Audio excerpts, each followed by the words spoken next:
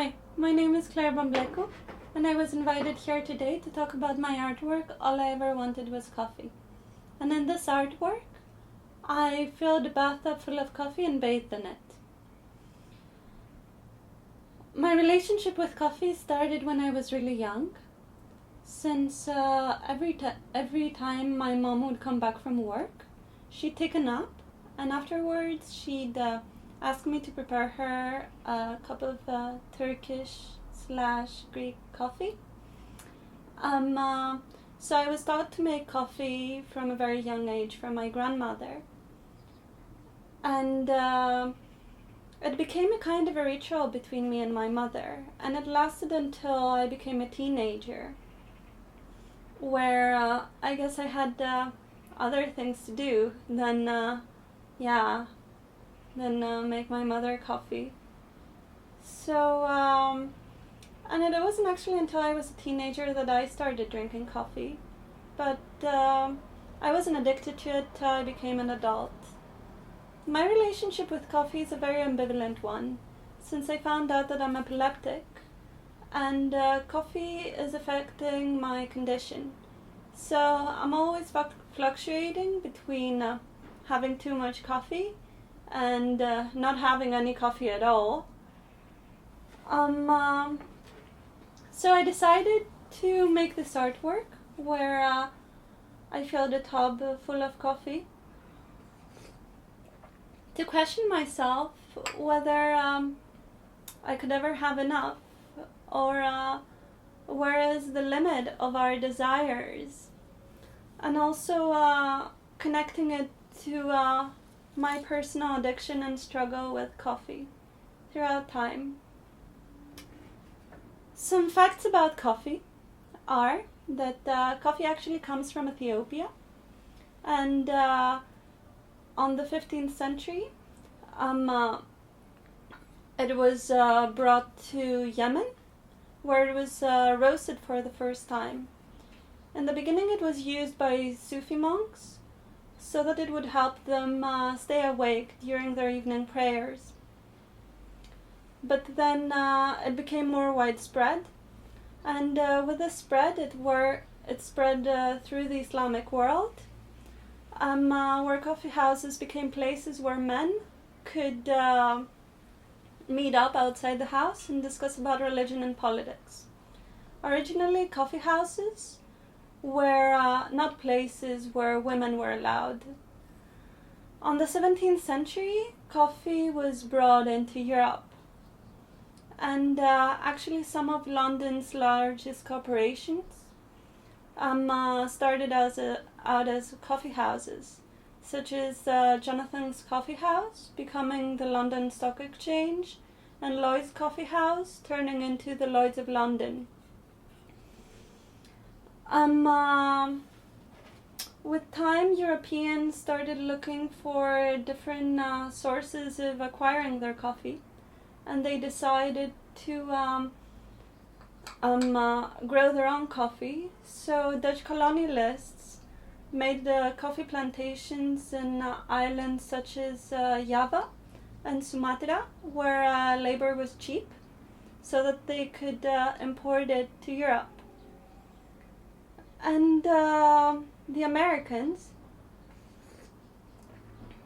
made their plantations on Central and Latin America, and they actually brought in a lot of African slaves that would cultivate and prepare the coffee for them.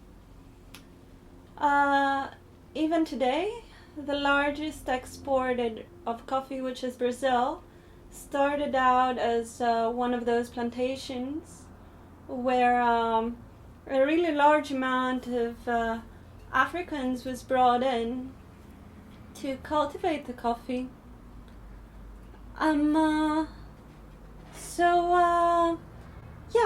In Greece, also in Turkey, we have a tradition of oracle reading with coffee, which is very interesting, and I do love to do it sometimes. So, usually we meet with a lady who is called the coffee lady, and then she can read your future through the coffee that you drink. So I actually know how to do it myself. So the idea is, let me finish this first, and then I can show you how it's done.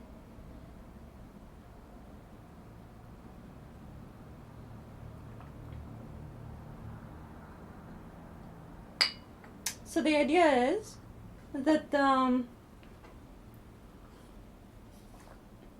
in Greek, Turkish coffee style, like the coffee that I drink, there is always left a bit of residue on the bottom of the cup. And in order to do a coffee reading, you just have to turn the cup around until the residue fully covers all the sides of the cup.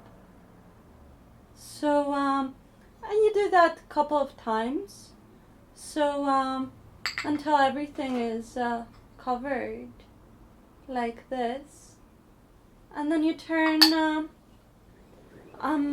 plate around like this, and then you have to wait for approximately 5 minutes or 10, so that the coffee can